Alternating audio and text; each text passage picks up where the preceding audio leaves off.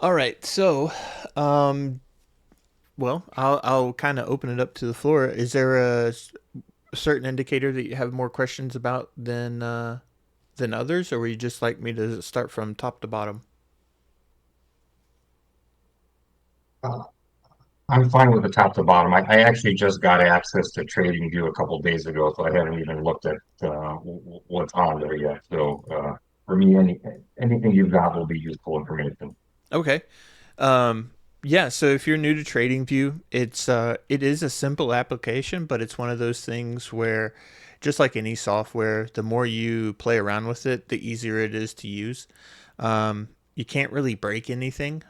So you can always reset indicators back to default and start again. And it's you really can't mess anything up that I've noticed, unless you like maybe hook up to a broker and then potentially accidentally mess up an account or something like that. But So can I um, ask a dumb question really quickly, if you don't mind? yeah, yeah, no, go ahead. Uh, so I'm brand new to TradingView. I just created an account a couple days ago. So is this something like do you just sign up for a month and cancel, or do you go continuously, or how is the is it just something you keep paying for month per month and getting you indicators sent every month, or what's the relationship with TradingView like?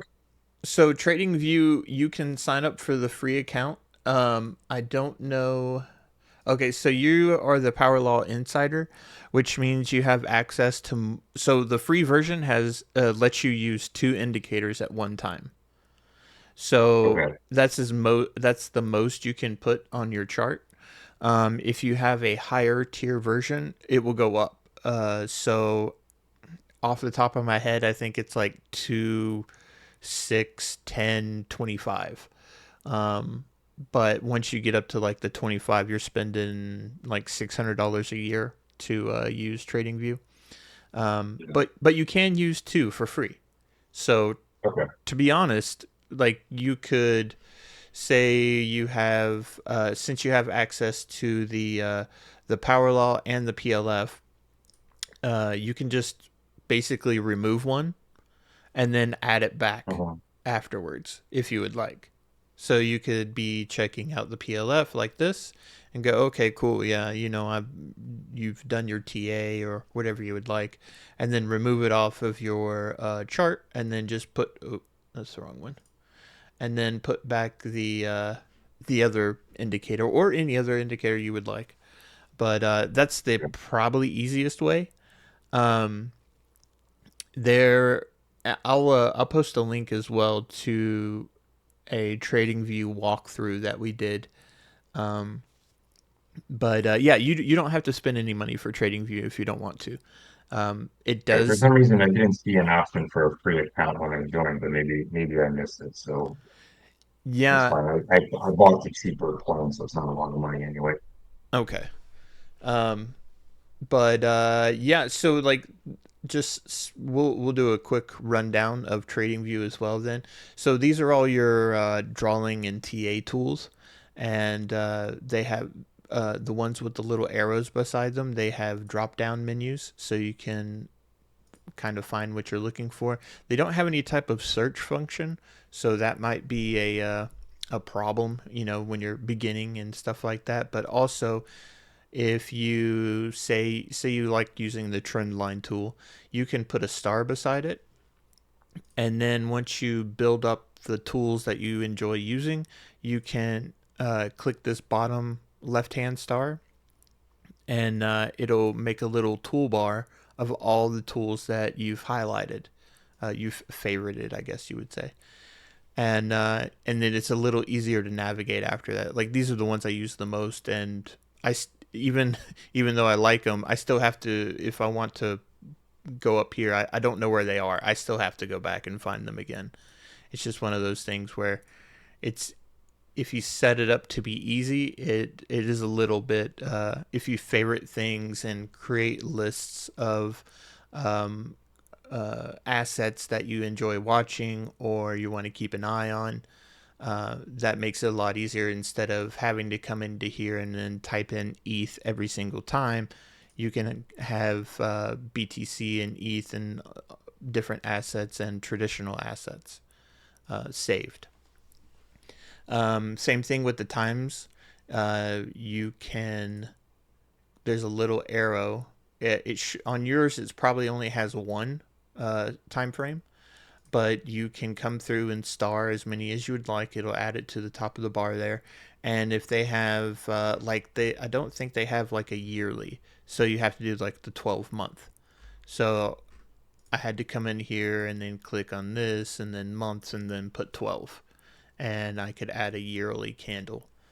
Um, the different type of candles, or I guess ways of measuring price. There's bars, candles, hollow candles. Volume candles will only be accessible if you have the higher tier version of TradingView.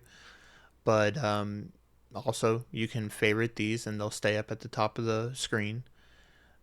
Indicators. So if you just got access to it and you haven't been approved yet, or they haven't got you through the approval process, your indicators from Giovanni that will be in the invite only. So if you don't see this on your indicators at the top here and you click on invite only, if you don't have this panel, that means you haven't been approved yet or you haven't bought any indicators. Also, if you don't want to like come up here and check every single time, it will give you a notification whenever you get approved for a different indicator. So that's where it'll pop up first, or it may send you a text or email or something like that. Um, is there anything more that or have you started stubbing your toes at all in anything on TradingView, or is that good enough so far?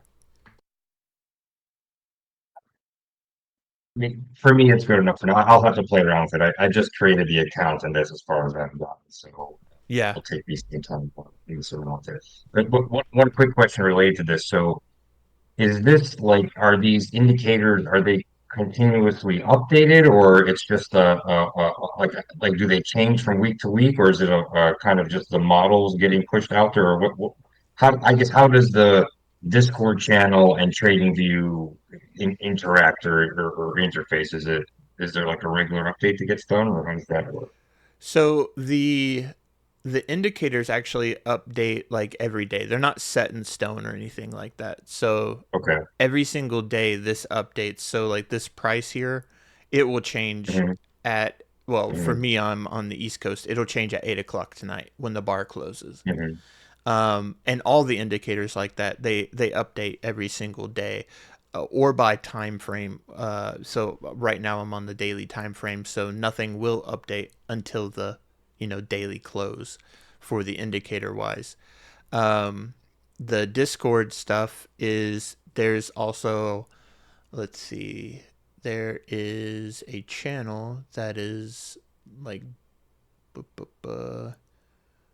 what is the name of it? Power loss signals, I believe. Yes, power loss signals. I'm gonna copy the link and put it in the chat so you can have it and jump to it if you would like. That is a different type of power law chart. It shows you the log linear and log chart. You can't interact with it, but you can like download it and blow it up inside your like any type of video, or I mean photo software if you want to zoom in on it. I usually just open it in my browser. Um, but those signals come out once a day, and it's that channel is still being like under construction. So sometimes it may give you a few updates per day. There there is no buy or sell signals in this Discord, but it's more about like trying to map out the cycles and know when a buying zone is potentially safer. Like anything over the power law, in my opinion, it's getting a little dangerous on the upside of where you need to kind of plan how much percentage you are expecting to receive if you're trying to trade, or if you're just trying to buy and hold for a long time, buy underneath the power law consistently. Once price gets above it, you kind of just wait until it comes back down. And then you'll average out much better than buying the tops consistently. Excuse me. So there is no buy or sell signals. I'm not sure if you knew that or not, but all the indicators here are more like we're trying to map out what is going on and break it into sections and know have a better idea of when it's safer to go all in and buy a lot versus trying to, you know, be lost. You know what I mean? You don't want to be lost during the market. It can be very confusing and scary, and everybody's going to have their 500 different types of points of view. And I'm always a big advocate for studying as much as you can and coming up with your own plan using these cycle indicators, because it's the cycle indicators are much slower, and they give you better signals in my opinion versus trying to intraday trade or anything like that. So basically, you will have a very good average entry if you are constantly just buying underneath here. Like there is a DCA, which I don't think I have it set up correctly. It may take me a second, but okay. So this is an easy way to do it. So I have the buys turned off, which I might be able to just um, bu- bu- bu- trades on chart. Okay. So this is a DCA indicator that I made, and all of this is free in the free Pine scripts. Well, the DCA is anything that I make, I post in there for free. Um, but all it does is buy once a month, and it's buying $100 a month. Um, Let me pull up the table here. It may make it a little easier to understand what's going on. But yeah, so basically, it's buying $100 a month at the beginning of the month, and you've with this bot, it is invested around $2,500. The open P&L is 117%, and your average entry is 27,936, which is this red line. So every month we are underneath the power law, it will buy, and this line will move up one little step. That's what it's doing when it's buying. It's moving up your average entry because you're buying less sats here than you were here. So the averages work out very well when you're just kind of no brain, just buying underneath here and waiting for it to come up to the higher side and then selling at some in the upper band, or DCAing out in the upper band, or just not buying at all. And, you're planning on holding it for the long term or something like that. But Do I understand correctly? You can have TradingView execute trades for you, or am I misunderstanding that? so I think eventually Giovanni's going to come out with some type of API. I can't remember, like, strategy thing where it will send signals to a trading platform, and then it can execute for you. I don't Okay. know how far that is out or anything like that, but you can have. Uh, let's see. So I think so. This is a paper trade, but let's see. Can I log out? Log out of paper trade. Okay, so these are all brokerages that you could connect to if you wanted to, and then actually make trades through TradingView, and have signals sent. But it's a little more in depth, and you may have to spend a little more money to be able to have access to some type of indicator or strategy tester that will send signals outside of or send signals to your brokerage to buy and sell for you. Okay. As far as of right now, Giovanni or this Discord doesn't have that set up, but he's been talking about it a couple of times, so I'm assuming it'll come sometime in the future. But so this is like, just to go over the power law indicator here. This is like more of the static version that has it doesn't change very much, and it's I like it a lot. It's more set in stone, and I don't know. It's easier to measure and easier to come up with an idea of where you're wanting to buy and sell, in my opinion. Both the PLF does it as well, but I think the PLF is better for maybe trying to come up with some type of trading strategy because it has several levels through it and stuff like that, which we'll get to. But What does PLF stand for? it's basically it's the adaptive power law, but it's power law. I don't know what the F stands for, but it's the adaptive power law. So basically, let me turn this one off. See how it actually I have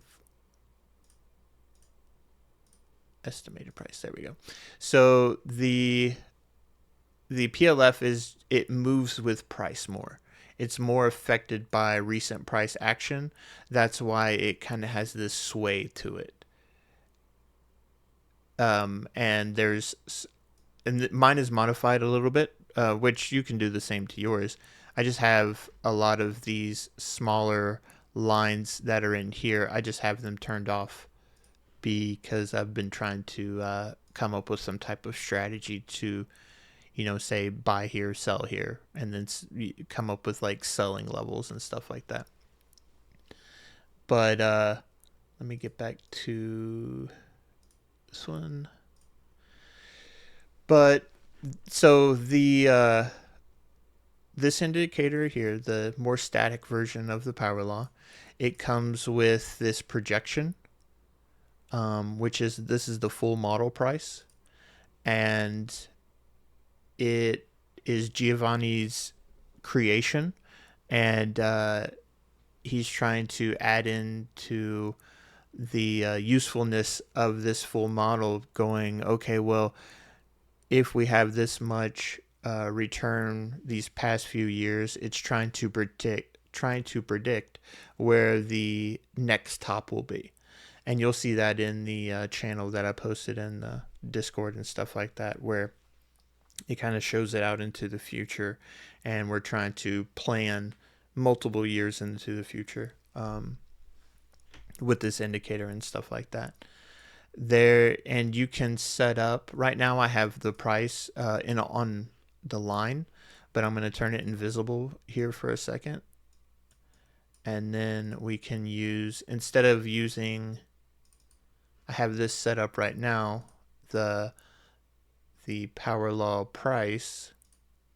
I have it set up as more of a moving average, but if you just turn it to 1 or 2, you can have it basically be 1-to-1 to what price is, and then it will change colors based on deviation away from the power law, which is this white line right here in the middle.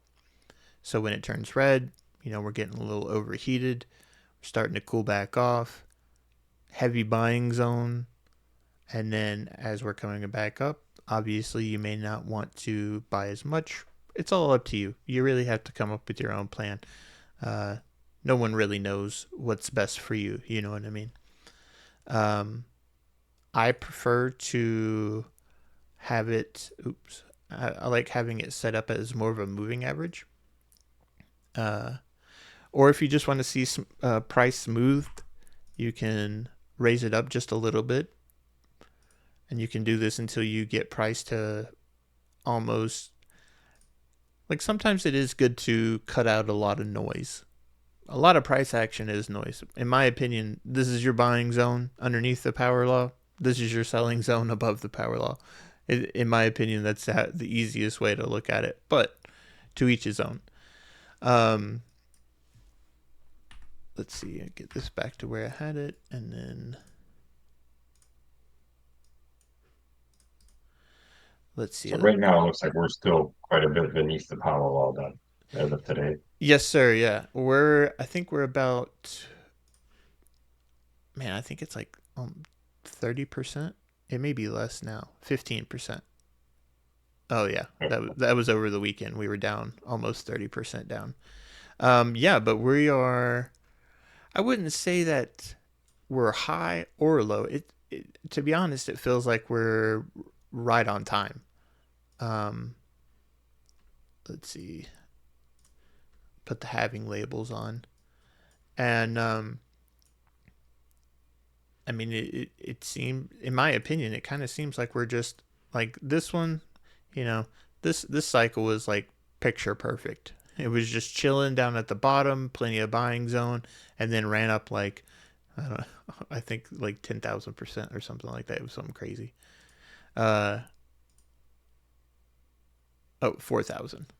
Um, but yeah, so we still have some decent amount of time, and and speaking of time and stuff like that, I'll just go ahead and do this. So I'll try not to jump everywhere. I know I am a little bit. But this is, oops, great. I'm just pulling it up here to make be able to see it a little better.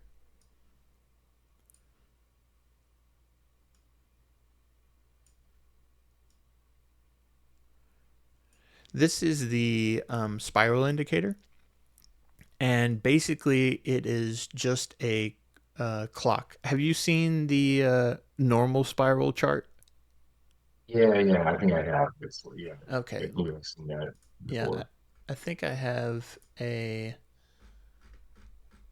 picture kind of breaking it down just so nobody's lost and stuff like that. And let's see, back over here. Okay, I'm gonna post a picture in the chat. But right now I have the two humps turned off, which is the theory and the actual. But basically, instead of having it, I guess how he says it, sine and cosine, instead of having it where it's more like a sine wave, because it's very hard, like he doesn't know how to code a spiral chart, and neither do I. Some people have figured it out on TradingView, which I think that is coming for us down the pipeline. But as of right now, we don't have it, so we'll just kind of have to deal with what we get until here we go. So instead of having it like this, where it's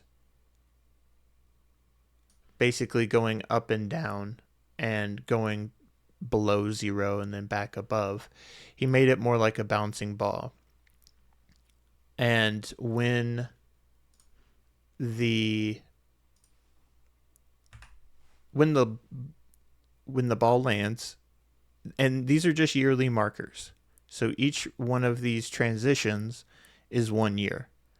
So we hit our top, and it's not trying to say this is the top. It's saying like this is the window. This is the window of when we should be seeing price maxed out. So once that happens, we start our 1 year down, and then it marks the bottom, and then we start bouncing back up, and then we have another mark in the middle of the hump, and it's transition from bear to bull, and then it bounces back down in another year down, and we're transferring into full bull, and then we bounce back up to the top, and then that's the 4 year cycle. So one down, and then three up.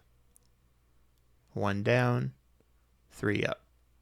So right now we're not really heading down because it's actually a spiral, but as it's circling around, it's coming, and when it lands, it'll land right at 2025, and then it'll signal transition to full bull.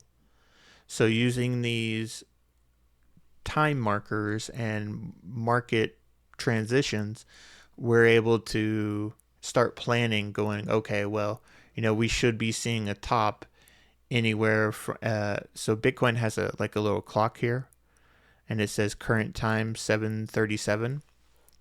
um I think he said every 2 days is a minute on this clock.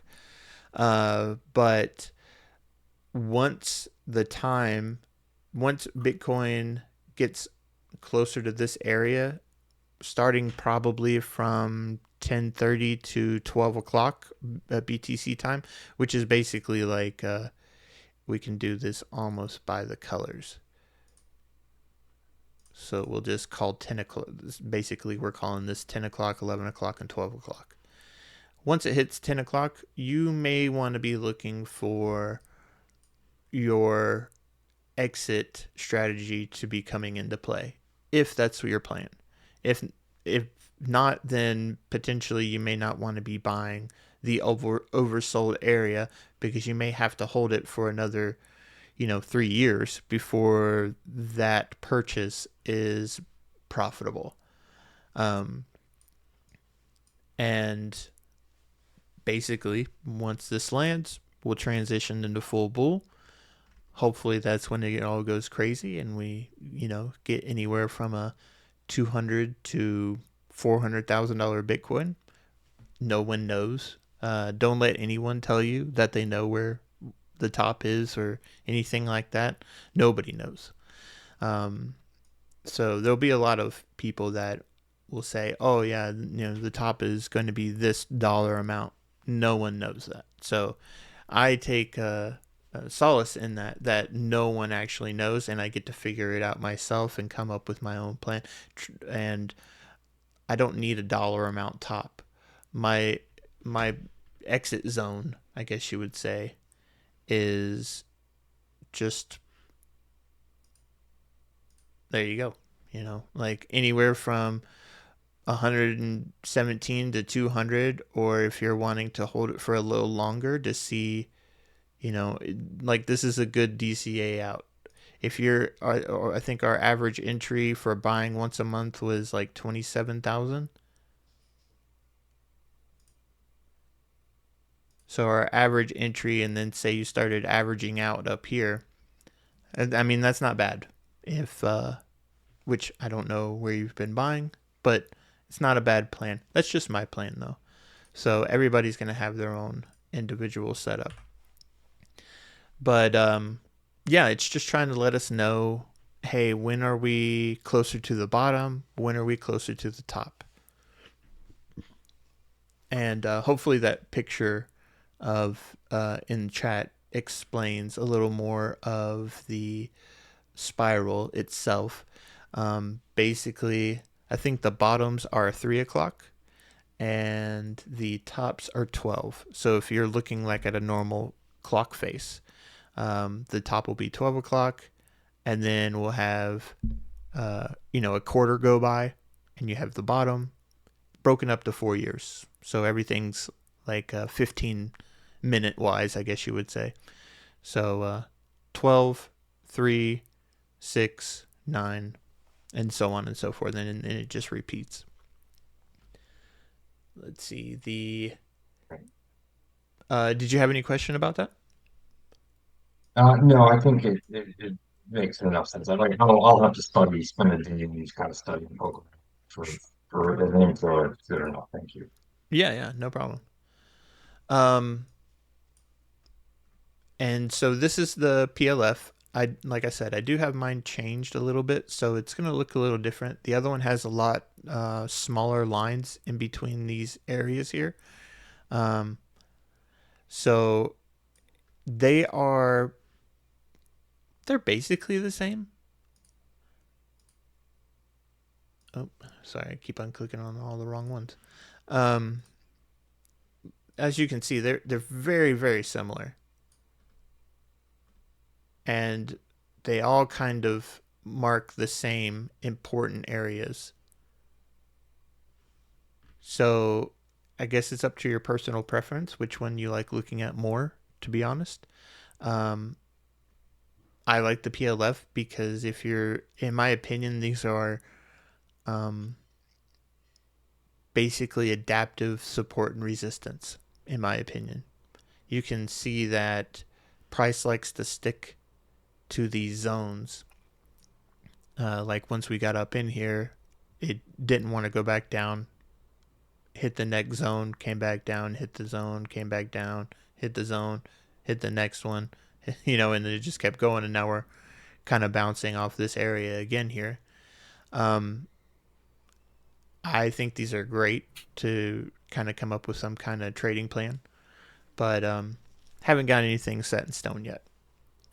The PLF is, I really like it. At first, I was like, okay, well, it's cool, it's useful, but then once like once we hit like 75K, I'm assuming that we'll have some resistance.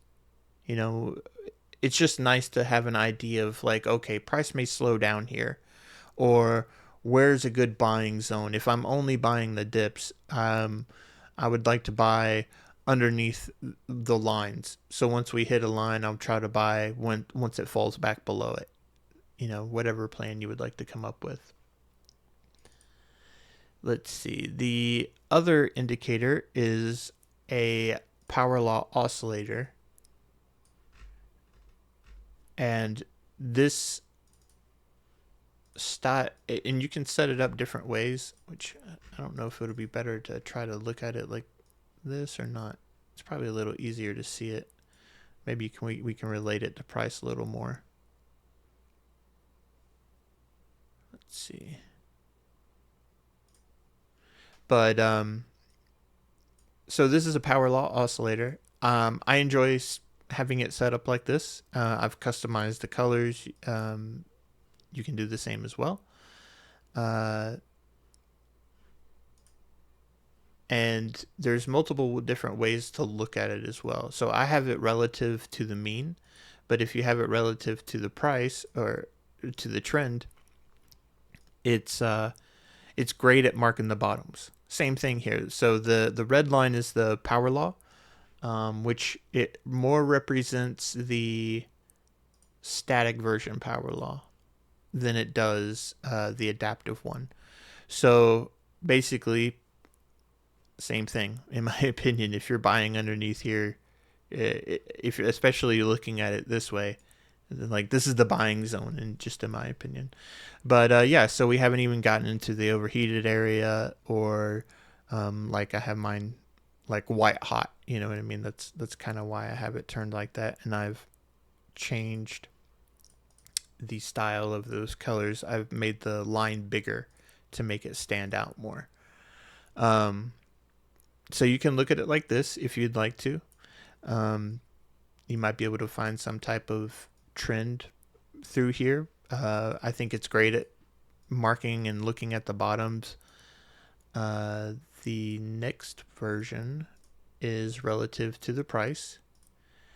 So this is more of I wouldn't say fixed, but you can see that all the tops are a little more closer together. So if you wanted to, you could say, I want to have a top zone from here to here. You could extend it right and left. Lock it in place so you don't actually accidentally move it. And then you can set up zones just like this, where you're going, okay, I'm expecting price to at least to try to get back up into here. Who knows? It could blast through. It could not. I doubt it. I'm assuming Bitcoin will continue to follow the power law until we have like hyperinflation in the dollar or something like that. Then it wouldn't matter whatever you were using. It'd be going through the roof. But let's see. We can do another one here. Do something like that. It probably marks. Oh. So I guess it gets a little crazy at the beginning, like way back in the day. But truthfully, I don't look at much anything before the first halving. But yeah, so it's just more of an oscillator, and it is showing you, different ways to look at all the same thing, which is really good in my opinion. It's good to try to wrap your head around Bitcoin, but also wrap your head around looking at it different ways because you may find something that sticks out to you more. Like log, I'm not sure if you've seen the log chart. Once I saw the log chart, I was like, okay, I'm sold. This is it's just going in a straight line over time. So, uh, Yeah, I've seen that chart too, and I agree. It seems quite, but it almost seems too good to be true. I'm like part of me is like, can it really be the case? But I mean, I'm assuming Giovanni did his math right, and that's yeah, a pretty amazing thing. yeah, and there's actually a lot of people on X and other people that have been using the power law and studying it as well. So all the math can be you can do the math yourself if you would like. I'm not a mathematician, but basically, like there's I think we even have maybe a video or two. But on Fridays we do coding, and I think we're going to be getting into Python and he's going to basically show us this is the math, this is what you type in to be able to make your own log chart and study it yourself. Um, but yeah, I mean, to be honest, Bitcoin is following a. This is just my opinion, but Bitcoin is following a power law very well in the U.S. dollar because the U.S. dollar is the slowest fiat currency to inflate. Every other fiat currency inflates faster. So some follow the power law very well, some don't. Um, and some just like the Egyptian pound. I think they devalued their currency by half, and in one day, Bitcoin went from like 1.5 million to 3 million in a day. Um, so those type of situations, it kind of throws off everything. You can't really calculate or predict, the government going, oh, okay, yeah, sure, we're going to devalue our currency by this much, and then, assets go crazy in housing and everything else. Um, but yeah, so this is the power law oscillator. Also, I've made a overlay for it. Excuse me. And this is just my little addition. But it adds tape profit time zones and also my own little cycle indicator here. So basically, once the gray line lines up with and this is all just it's not this is all predetermined. So I have no idea if that's when the market will be over or anything like that. I'm assuming because it's basically it's 1 year down, 3 years up. That's all that line does. But I also added a moving average to the it's a 150 day. It should be somewhat the same as this one, and that's in the free indicators. Ooh, wrong one. Uh, let's see. So on another note, I haven't used this indicator all that much. Um, Sanders, have you used the Hearst? Uh, Not much, Not to be okay. honest. Yeah, so I don't know enough about it to really explain it, but Giovanni should be able to give you a much better explanation Yeah, if you would like to ask in the Discord or something like that. But excuse me, this one is very complex. It looks at fractals, I believe, right? I believe so. Yeah, and it's just one of those things that I haven't spent enough time with it, or it just hasn't clicked for me. Um, I kind of like to keep the indicators that just click. But from what I know is that when it turns bright green or dark green, it shifts the um, the market trend. Okay. So it's more Right. market, like, let's see. We can, what is it? It shifts from I think it's Alt V. We'll just mark it off so we can figure it out ourselves right here. So let's see. like bear to bull, I believe.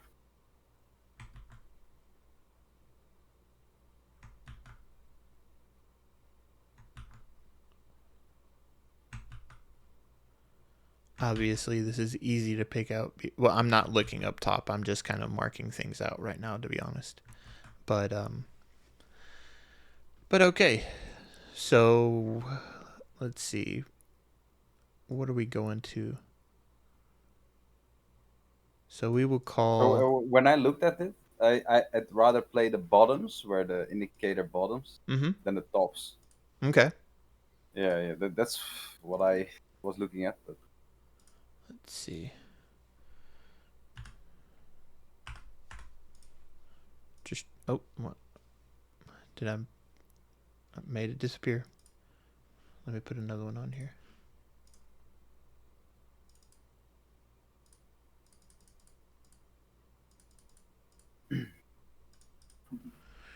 All right. So I don't know really if that's the middle of this indicator, but I would say it's pretty close. Yeah, the bottoms look, yeah, how about this? We will turn this white and super bright.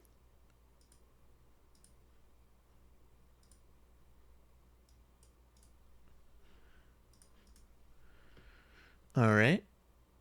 Yeah, so these super low levels, I guess that's around 0.2, are some decent indications that, like you're saying, that we're getting ready to have some type of market shift and get to some, I guess, and I'm assuming anything that's in the red is kind of saying the same thing, like, hey, we're probably overheated, just like normal red color on indicators, mm-hmm. and we might be due for some type of correction either direction. I don't know if this is yeah, actually. yeah, yeah, yeah.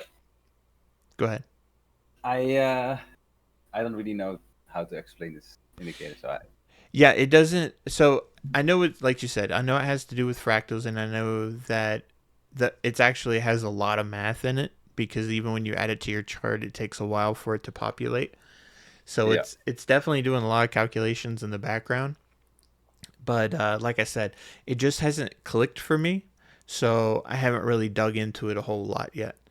Um, the I think those are the three main indicators. There is one for Caspa if you're into Caspa, but these are the main indicators: the PLF, the power law indicator, and the oscillator and spiral. Is there?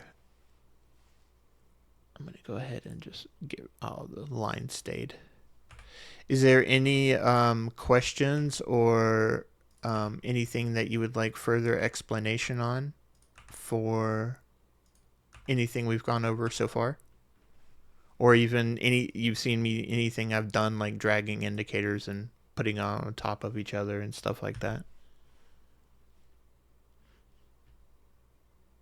Think I would just have to play around with the software myself for a little bit. I think although did you mention somewhere there's a video recording of like how to use TradingView or did I mishear that? Yeah, no, there is. I don't know if I'm gonna be able to find it very fast, but That's okay. I Mm. know that. Let's see. This is his YouTube channel. Let me see if I can. Oops, we might have some audio here. Let's see. Oh, that's not his. That's not his channel.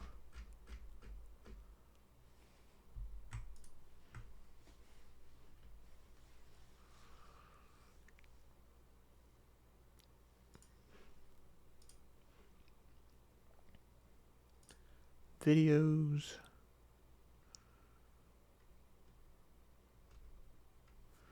All right.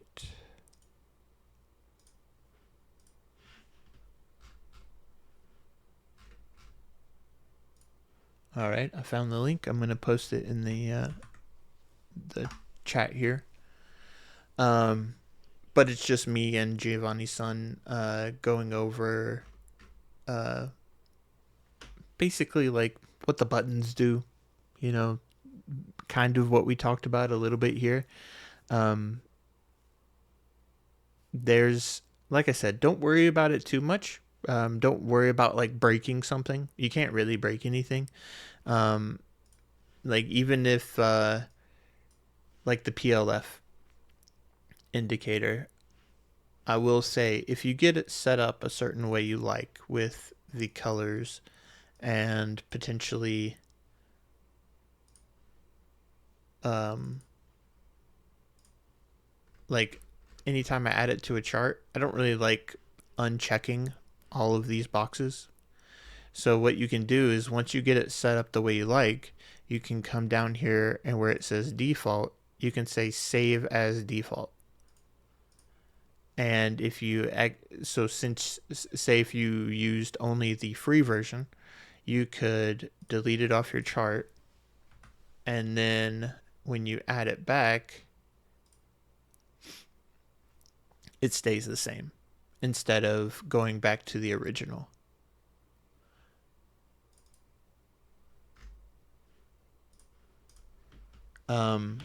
But is there any Discord questions that you may have? Are you new to Discord?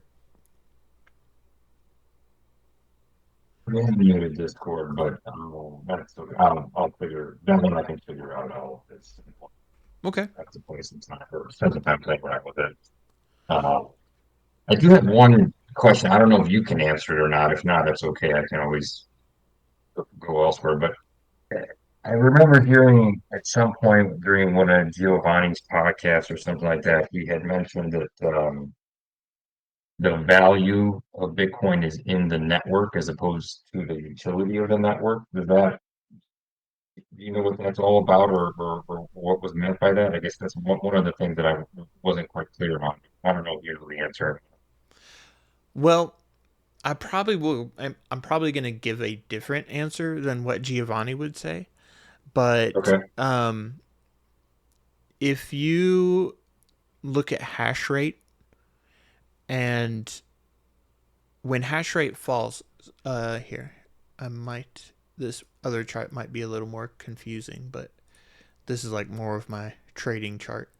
Um, let's see if I unzoom here. So, oops. This indicator here is a like a hash ribbon indicator, and it's probably a better way to put it on the ribbon. So this is the hash rate of Bitcoin, Hmm. and as you can see, it's just showing you the network and the more hash you have, the more hash power, the more it's just showing the more computers that are running. Um, excuse me. When we have a loss in hash rate, that means more miners have gone off, and big. I don't know why, but Bitcoin does usually fall more when hash rate is going down versus going up. When hash rate's going up, usually the market's strong or stronger, um, like network wise. As you can see here, let me see if I can. It's kind of hard to get everything on one screen here. But so this right here was our last bull market, and this is when China banned mining, and all of the miners basically shut off overnight, and they had to move to a different country or something like that, or just not mine anymore. You can see that hash rate still was climbing, even though we started going down and we started having our bear market. But overall, when hash rate has been climbing, it's usually a stronger sign in the market and a stronger sign in the network. And like kind of, so basically all the miners are having to buy the physical machines and the infrastructure to run all of them, and then the miners are the ones mining the Bitcoin, and they're deciding, oh well, I want to hold it, or we're gonna hold it, or we're gonna sell some, and it's it's such a tangled web of everything put together that it's kind of hard to say like, oh, this is, you know, where the all the value comes from Bitcoin. It kind of comes from all of it. The miners putting it together, the people holding it, the people, the long-term holders selling at the top to exchange their coins, and raise the realized price. All of that comes into play. But basically, if Bitcoin is a network, basically Bitcoin is a its own internet. So the internet is just computers connected together, and that's what the Bitcoin network is. It's just a bunch of mining machines running an algorithm to solve for a math problem, and then the validators, which are the nodes, they communicate with all of each other and update at the same time and go, yes, these were valid blocks, and they are going to be put onto the blockchain, and these are all the transactions that happened during that time. So the network itself is where the value of Bitcoin comes from, and the rules of that network, what runs, like the solving for the double spending problem, where people won't be able to, basically, I can't send you a Bitcoin and then send Sanders the same Bitcoin, because the network won't let you do it. It'll say that is an invalid transaction. You're trying to do something shady. So I'll take a half though. you take a half. Yeah, yeah. But yeah, so like that's in my opinion, the value of Bitcoin is in the rules of Bitcoin, and the rules are only played out in the network. So So this is different than other networks where the value is in the utility in the sense that someone came out with something with better utility, people would leave the network to join the network with a better utility. um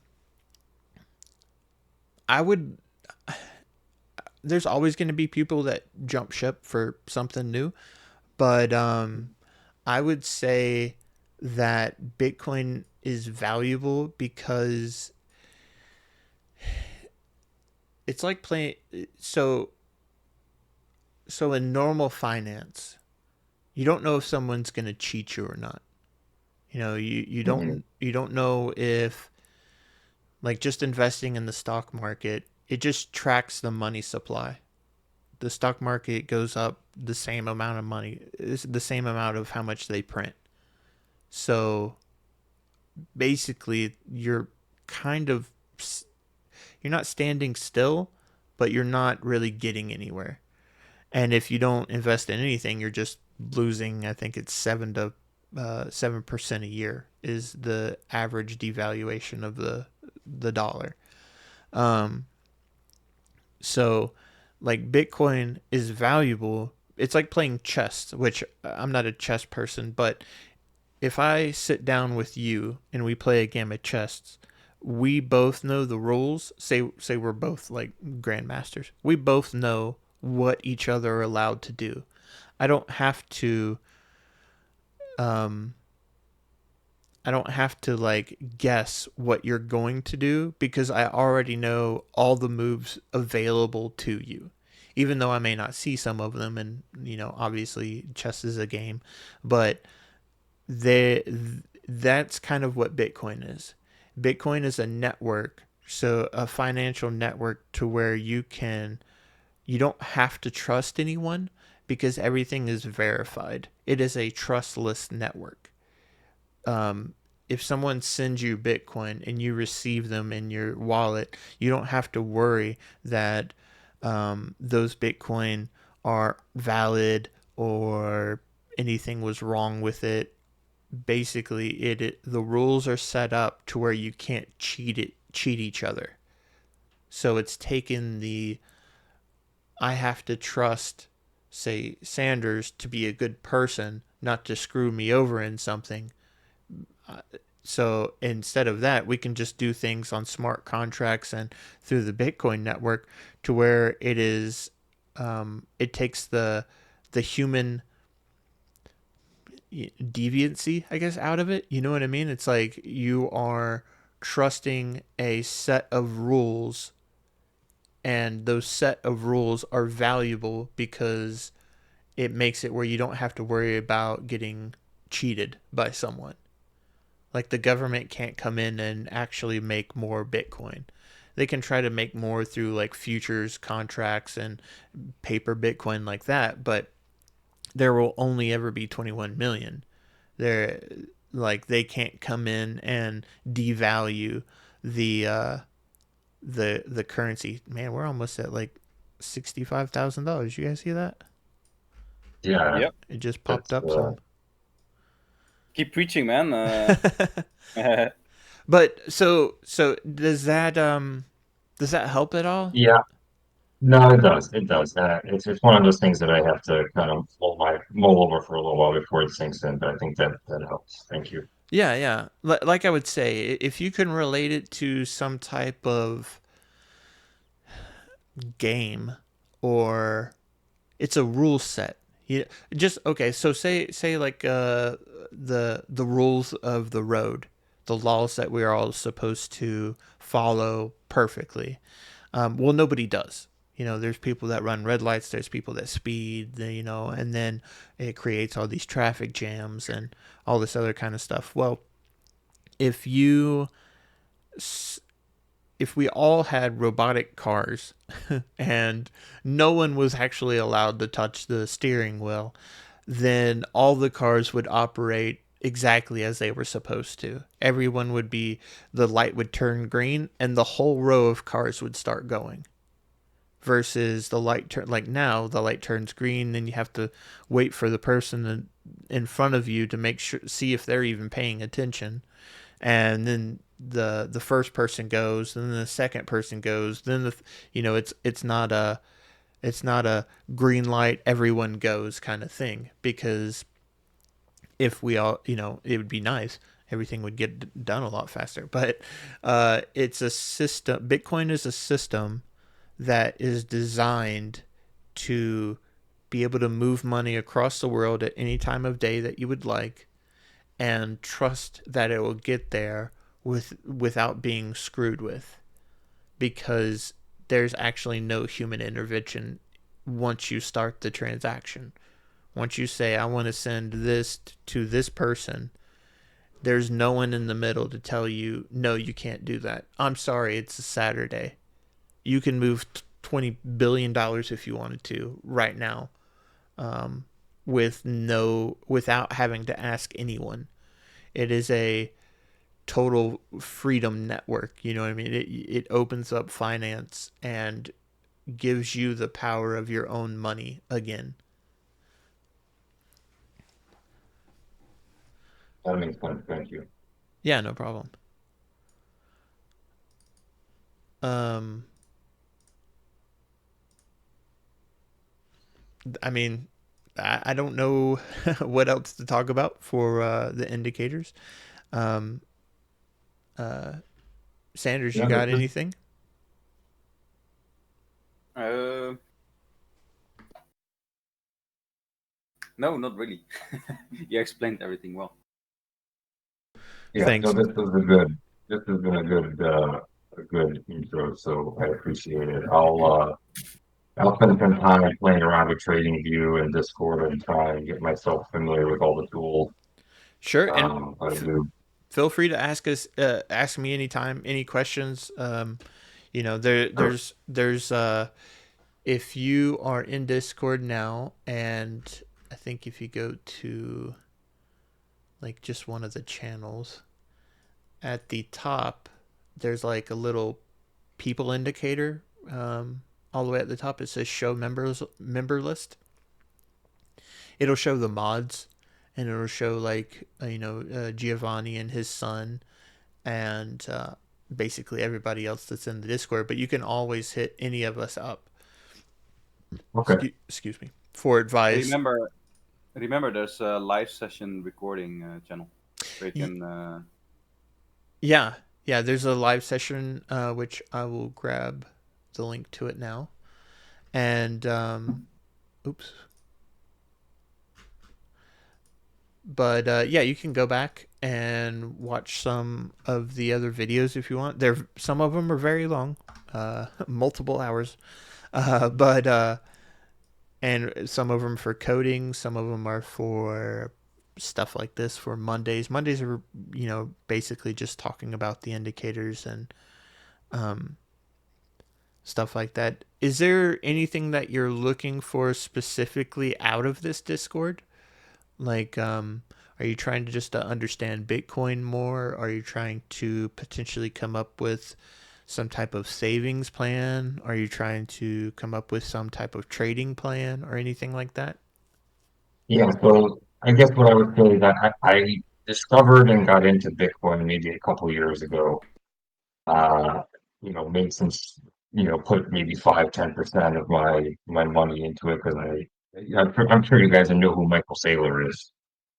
So, Nope, never. watching his stuff is what really, yeah, watching his stuff is what really, got me into it. And then somehow I stumbled my way into a few Giovanni podcasts, and I'm an electrical engineer, so I have somewhat of a technical background. And when he showed those the power law charts, that kind of blew my mind. So that's what got me involved, and so mostly, I guess, initially when I got into Bitcoin, I was like, "Oh, I'll put like 5 or 10% of my money in and see what the hell happens in 5, 10 years." But now that I see the power law stuff, I want to mostly just understand it better and see if I can optimize. I don't know, part of me wants to maybe put some more money in and maybe sell at the peak and buy at the bottom. And so I guess I'm kind of in an exploratory mode of transitioning from being a guy who just bought some, was planning to hold it for 10 years and see what happens, to now maybe trying to figure out ways of multiplying my Bitcoin, or trying to figure out how to time things a bit better than just buying and holding for 5, 10 years. So uh, Yeah. yeah, that's kind of how I ended up here. Okay. Yeah. No. I'm truthfully, I'm in the same boat. I have been in the Bitcoin space or crypto space since 2017. Um, didn't know anything about markets or finance or anything like that back then. Thought the first bubble was a fluke. Uh, was paying more attention once we had the COVID crash. I started paying more attention back to crypto then, and then I've basically looked at the chart every day, pretty much since our last bull run, and I've been paying attention for a while now, and I got in pretty low on this cycle, and yeah, I'm kind of hoping to do the same thing. I've switched over to what the power law signals indicator chart is. I lucky enough to get beta tester access to it. So, but yeah, we can look at the log version of it here. Oops, that's probably bright. But yeah, so this is the log version of it. This is what drew me to Giovanni's stuff, was because I was already kind of playing around with like some type of logarithmic regression, which was basically the power law, but now I have like more set in stone kind of stuff that I follow, and yeah, like basically um, the bottom zone, which is this negative 60. Let's see if I can put the price on there. There we I don't go. think I can see your screen. It's still on the. It sounds like you maybe switched to a different screen, but I think I've still seen the previous one. Oh, it didn't flip over. No, I don't think so. It looks like it's been the same for a while. And based on what you were saying, it looks like you maybe changed something. Oh yeah, okay. So maybe let me stop sharing and then see if I can share again. And I might even be able to oh, I know what it was. So okay. Out of curiosity, what's your background? You sound like you're fairly technical. Are you in engineering or data analytics or something like that? No, man. I've kind of been a kind of a roughneck my whole life. I mostly construction and Oh, mostly, okay. yeah, and railroading. I was a thermite railroad welder for a while on the railroad, about 7 years, and just got tired of physically killing myself all the time. Yeah, And I hear you. Well, you've done a good job here. You're more in tune with this stuff than I am, and I am an actual engineer, so that's quite impressive. yeah, if you haven't, in Giovanni, I don't think he's the biggest fan of this book, but it's very very popular. But the Bitcoin Standard, have you had a chance to read that? I've heard of it. I haven't read it, but I've heard of it. Yeah. If you have like, so there's like an audiobook version, and if you're Uh, in the vehicle for any type of like a couple hours a day or drive to work or back or something like that, or I don't know, going on a walk or whatever, or if you just enjoy reading, I would definitely pick that book up. It is like 80% finance and 20% Bitcoin, even though it's the name the Bitcoin Standard. It mostly talks about like the history of money and like back in the day, the American Indians used to use these special type of seashells, and they would tie them in their hair so they could carry their wealth with them, and they would exchange them and stuff like that. And then some African tribes back in the day, they were using glass beads, and it was very hard for them to make it. But once like English settlers came to Africa, they had the technology to make glass and glass beads and stuff like that. So it it talks about like hard money and soft money. Like the glass beads were hard money for the African people because they didn't really have the technology to make a whole bunch of them. But the yeah. English people were like, "Oh, okay, this is what you guys use for money. Oh, okay, well, we're just gonna go over here." And then they basically made a bunch of glass beads and bought everything, and totally devalued their currency, and basically ruined their economy. Um, and it's been like this through our whole entire life as or our whole entire history as a human race is gold has been the hardest asset that we've had so far until Bitcoin was made. Now Bitcoin is the hardest asset because you basically can't make more of it. There's already set in stone how many Bitcoin there's going to be, and it has this issuance, where it goes down, like with the halving every 4 years.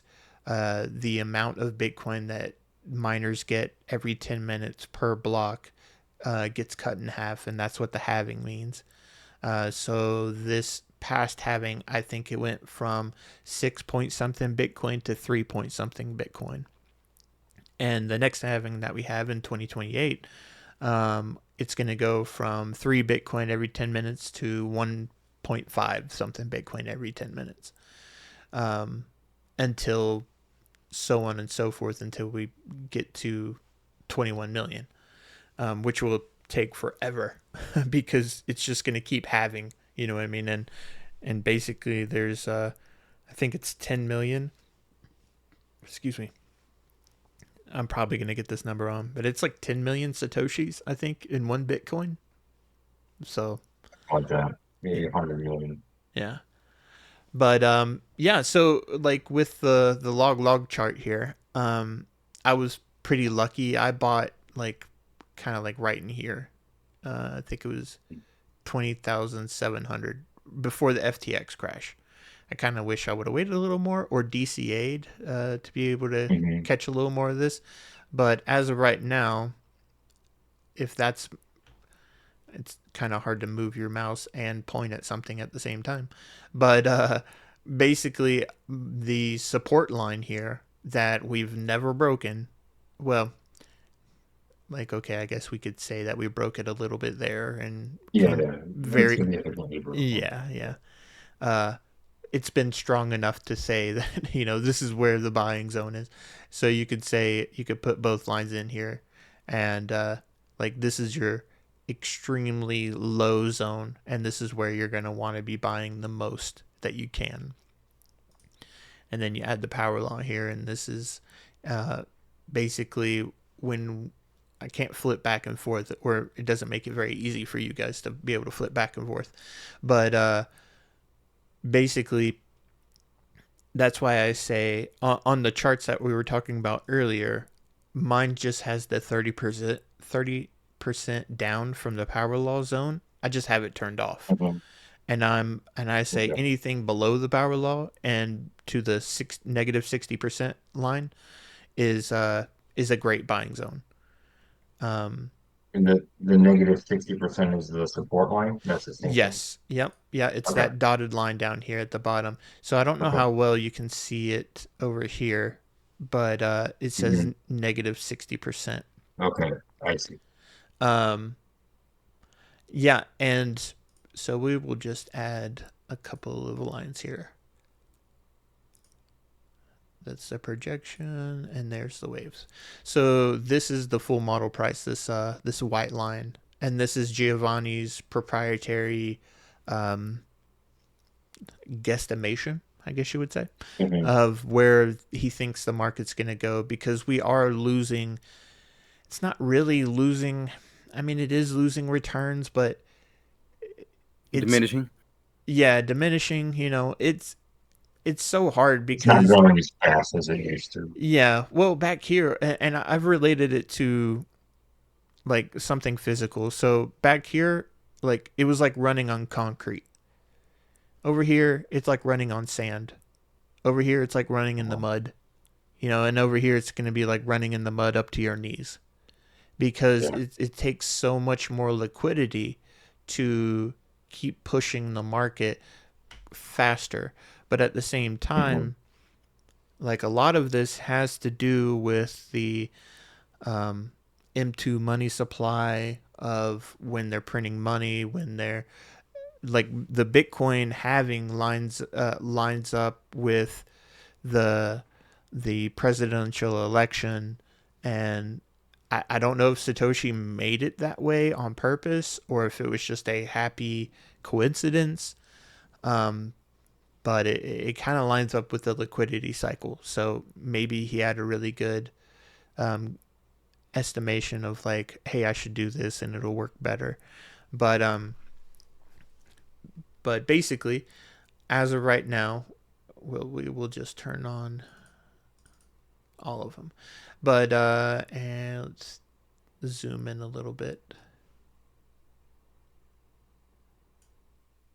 All right.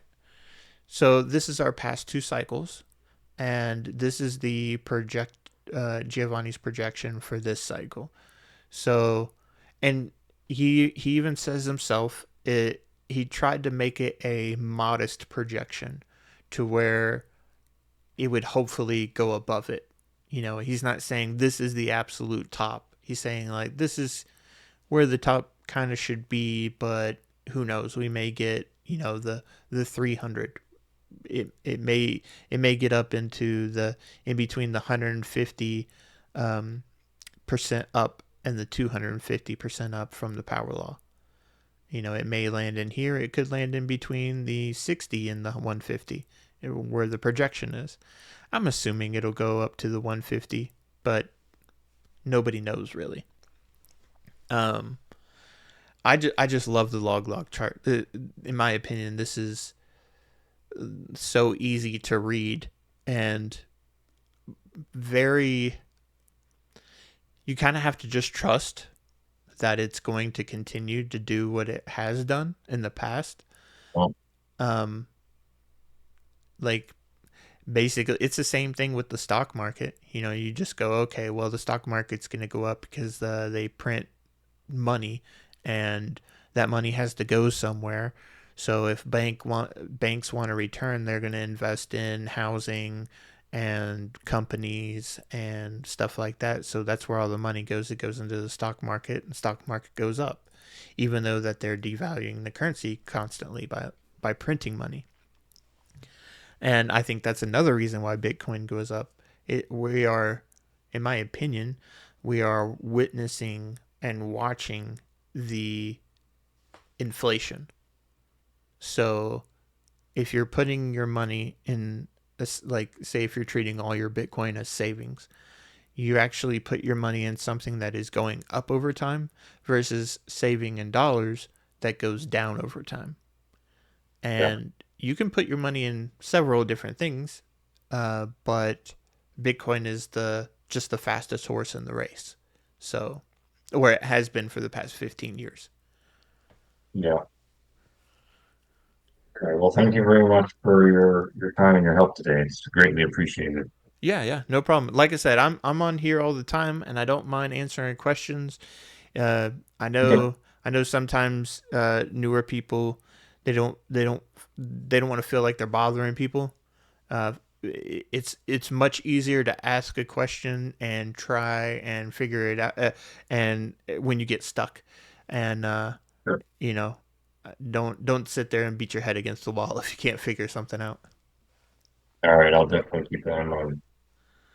All right. Well, it was cool hanging out, guys. Thanks for Yeah. talking and asking questions. You definitely made it a lot easier for me to sit here and ramble. No worries. Thanks again for your help, and I'm sure I'll be in touch or bumping into you at some point. Yeah, yeah. Feel free to, even if you want to DM me. Um, if you are new to Discord, which you said you were, Yep. there is a channel that is a beginner channel. I think it is. Let me find it. Basically, it goes over. Well, it's a little post I made that. Where is it? General mods only. No, no.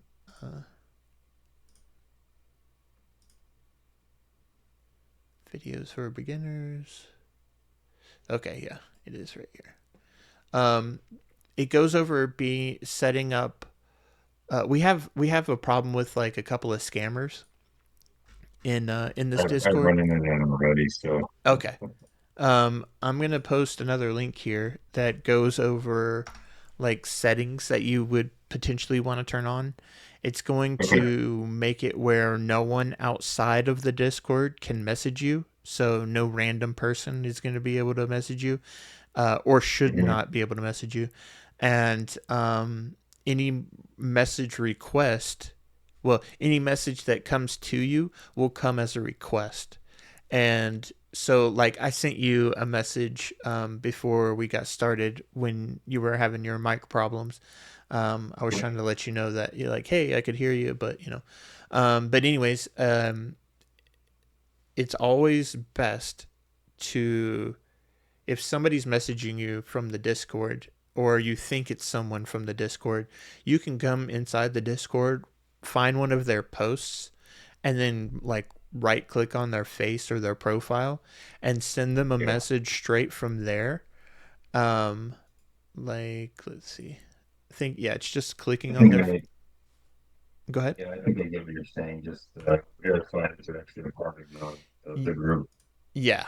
Yeah. So if Yeah. you say, if you potentially were talking to a scammer, but it had Giovanni's username or very close, it was off by like, one letter or something that Yeah. you may not notice.